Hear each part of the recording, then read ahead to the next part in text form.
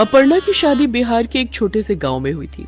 अपर्णा बंगाली थी और उसके ससुराल वाले शाकाहारी, और अपर्णा मछली के बिना खाना खा नहीं पाती थी। ससुराल में पहले दिन वो रसोई में दोपहर का खाना बनाने के लिए गई। माँ जी, खाने में क्या बनाना है? अपर्णा की सास बिमला ने कहा। दाल चावल बना दो बहू। सिर्फ दाल चावल? साथ में और कुछ नहीं होगा? दाल भी है बहू, साथ में अचार ले लेना। अपर्णा ने कहा। वो सब ठीक है माँ जी, लेकिन मछली नहीं रहेगी क्या? ये क्या बोल दिया तुमने बहू? मछली इस घर में? मछली का नाम तक नहीं लेते हम लोग शुद्ध शाकाहारी हैं। तुम्हें नहीं पता था क्या? अपर्णा को पता तो था, लेकिन उसके होने वाले पति रमेश ने उससे शादी से पहले कहा था, मेरे घर वाले शाकाहारी है, लेकिन तुम कभी कभी अंडा मछली खा सकती हो अपर्णा।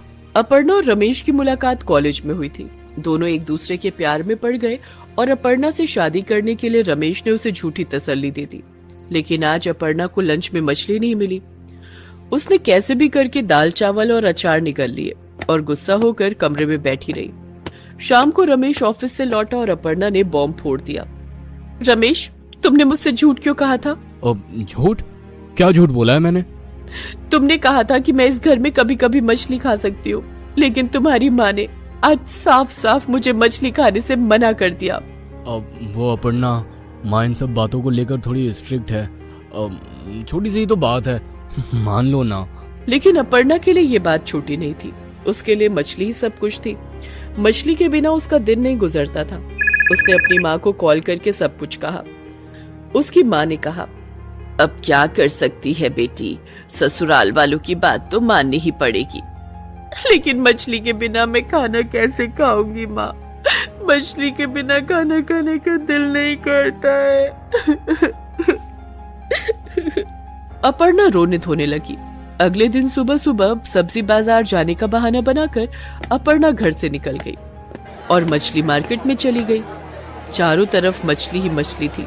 आओ भाभी जी आओ, मछली ले लो, मछली ताजी ताजी मछली। अपर्णा उस दुकानदार के पास गई। भैया, मछली कैसे दिए? अरे 200 रुपए किलो भाभी जी, जिंदा मछली है, तालाब की जिंदा मछली। अरे वाह, तालाब की जिंदा मछली, इसका मतलब टेस्ट तो बढ़िया होगा। हाँ भाभी, बहुत बढ़िया होगा, ले जाइए ले जाइए। अपर्णा ने बिना कुछ सोचे समझे एक जिंदा मछली खरीद ली और उसे बैग में लेकर घर लौट गई। घर में घुसते ही वो बाथरूम की ओर जाने लगी और उसकी सास ने उसे रोक लिया। अभी तक कहाँ थी बहू? वो कहा था ना माँ जी सब्जी बाजार गई हुई थी। तो फिर सब्जी कहाँ है? वो सब्जियां अच्छी नहीं थी, इसीलिए नहीं खरीदा। मुझे भी बाथरूम जाना है माँ जी, मैं जाऊं? अपर्णा दौड़ती हुई बाथरूम चली गई। अजीब बात है, सब्जी बाजार गई लेकिन सब्जी नहीं खरीदी और आते ही दौड़कर बाथरूम में घुस गई। आजकल की लड़कियां, इनके दिमाग में क्या चलता है कुछ समझ नहीं आता। इधर बिमला आजकल की लड़कियों को समझने की कोशिश में लगी हुई थी और उधर बाथरूम के अंदर अपर्णा मछली को लेकर परेशान हो रही थी।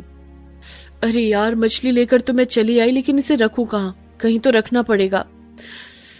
तो रखना पड़ेगा इसे, वरना माँ जी को पता चल जाएगा और एक बार माँ जी को पता चल गया तो घर में भूकंप आ जाएगा। अपर्णा ने कमोड पर बैठकर बहुत सोचा, लेकिन उसे कुछ आइडिया नहीं मिला। उसके बाद कमोड से उठते ही उसने फ्लश किया और पानी की आवाज से अचानक उसके दिमाग की घंटी बज गई। अरे, ये तो मैंने सोचा ही नहीं, मछली को रखने के लिए पानी चाहिए और कमोड में पानी है। क्यों ना इस मछली को मैं कमोड के टैंक में रख दूं। बाथरूम में ज्यादा देर कोई रुकेगा नहीं और किसी को पता भी नहीं चलेगा। अपर्णा ने कमोड के टैंक में मछली को रख दिया। वो मछली भी पानी में तैरने लगी। अपर्णा बाथरूम से निकल आई। निकलते ही उसने देखा कि उसकी सास बाहर इंतजार कर रही थी। अब माँ जी आप? हाँ मैं। क्या कर रही थी इतनी देर बाथरूम में? वो कुछ नहीं माँ जी, पेट थोड़ा खराब है। ठीक है, खाना बनाओ, मैं बाथरूम होकर आती हूँ। बिमला बाथरूम में घुस गई और दरवाजा बंद कर दिया। अपर्णा का दिल 100 गुना तेजी से धक धक करने लगा। माँ जी को पता तो नहीं चल जाएगा? हे भगवान बचा लो।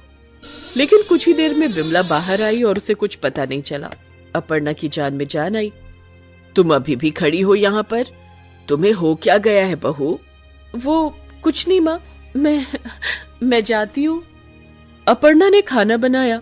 बिमला और रमेश खाने के लिए बैठ गए। अपर्णा, क्या हुआ? तुम खाओगी नहीं हमारे साथ?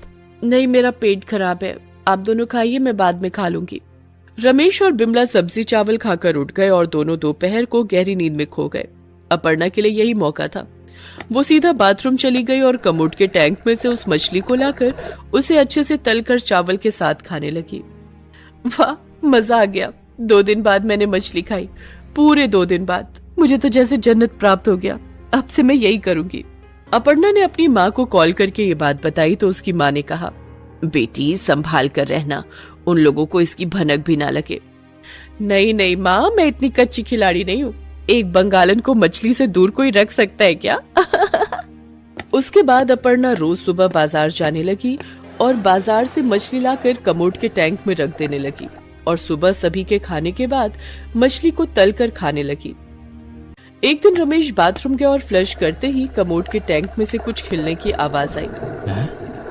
अरे ये क्या है? इसमें से आवाज क्यों आ रही है? रमेश कमोड का टैंक खोलने जा ही रहा था कि तभी बाहर से उसकी माँ ने उसे बुला लिया।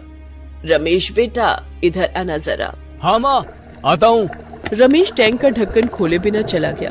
उस दिन कमोड के टैंक के अंदर अपर्णा ने रोहू मछली रखी थी और उस दिन घर पर पनीर बन रहा था। पनीर अपर्णा को पसंद था।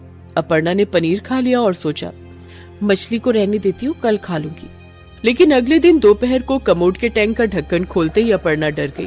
उसने देखा उस रोहू मछली ने कुछ अंडे दिए हैं और उन अंडों में से छोटी मछलियों का जन्म हो चुका है। वो सारी छोटी छोटी मछलियां टैंक के अंदर तैर रही हैं। ये देखकर अपर्णा के होश उड़ गए। अरे बाप रे, अब मैं क्या करूं? इतने सारे बच्चों को रखूंगी कहाँ? ये तो 2 दिन में बड़े हो जाएंगे। अपर्णा बाथरूम में बैठकर रोने लगी। बाहर से रमेश ने चिल्लाते हुए कहा, अपर्णा, इतनी देर अंदर क्या कर रही हो? बाहर निकलो, मुझे नहा के काम पे जाना है। अपर्णा डर कर बाहर चली आई और रमेश ऑफिस चला गया। अपर्णा ने सोचा, नहीं, और कहीं इन मछलियों को नहीं रख सकती मैं, सबको पता चल जाएगा। ये सब कमोड में ही सेफ है, मुझे और भी कमोड चाहिए। अपर्णा बाहर से एक कमोड खरीद कर ले आई। बिमला ने पूछा, ये क्या बहू, एक और कमोड, इसका क्या करोगी? वो माँ जी, मैं थोड़ी हाइजीन मेंटेन करना चाहती हूँ। एक ही कमोड हम तीनों इस्तेमाल करते हैं, उससे तबीयत खराब हो सकती है। बिमला ने और सवाल नहीं किया। दूसरे कमोड में अपर्णा ने मछलियों के बच्चों को रख दिया। लेकिन हर 2 दिन में मछलियां बड़ी होती गईं और अंडे देती गईं। 2 महीनों में अपर्णा के पास बहुत सारी रोहू मछली हो गई और उन्हें रखने के लिए अपर्णा एक के बाद एक कमोड खरीदती रही। ऐसे कर करके उसने 15 कमोड खरीद लिए। बेटा, पागल हो गई है बहू, ये क्या करती है, कुछ समझ नहीं आता। हाँ अपर्णा, इतने सारे कमोड की क्या जरूरत है? वैसे ही ऑफिस में काम खराब चल रहा है, पैसों की प्रॉब्लम है, ऊपर से तुम ये सब फालतू की चीजें खरीद रही हो। अपर्णा और क्या ही बोलती, वो चुप रही। लेकिन उसे भी पता था कि ऐसे ही चलता रहा तो उसका भांडा बहुत जल्दी फूटने वाला है, और हुआ भी वैसा ही। बाथरूम में कमोड रखने की जगह बची नहीं थी। शाम को रमेश उदास होकर घर लौटा और बोला, माँ, मुझे नौकरी से निकाल दिया गया, कंपनी बंद हो गई है, अब मुझे कहाँ काम मिलेगा? मैं क्या करूँगा? ये घर कैसे चलेगा? रमेश चिंता में पड़ गया। बिमला भी दुखी हो गई और तभी बाथरूम से कुछ फटने की आवाज आई। सभी वहां गए और देखा एक कमोड फट गया है और उसके अंदर से मछलियां बाहर निकलकर तड़प रही हैं। अरे ये क्या, मछली? बाथरूम में मछली? बहू, तुम इसीलिए कमोड खरीद रही थी? अपर्णा कुछ बोलने जा ही रही थी कि तभी टीवी में दिखाया बंगाल में बाढ़ आने के कारण यहाँ मछली आनी बंद हो गई है। बाजार में मछलियों की कमी है, इसलिए बहुत महंगी मछलियां बिक रही हैं। और ये सुनकर अपर्णा ने कहा, आप दोनों मुझे डांट रहे थे ना, ये देखिए, हम इन मछलियों को बेचकर लाखों कमा सकते हैं। अपर्णा और रमेश ने मछलियों को बेचना शुरू किया और साथ ही साथ बाथरूम में कमोड के अंदर मछलियों की खेती शुरू कर दी। उससे बहुत सारे पैसे आने लगे और वो अमीर बन गए। अपर्णा के मछली खाने पर भी कोई रोक टोक नहीं रही और वो सभी खुशी खुशी रहने लगे।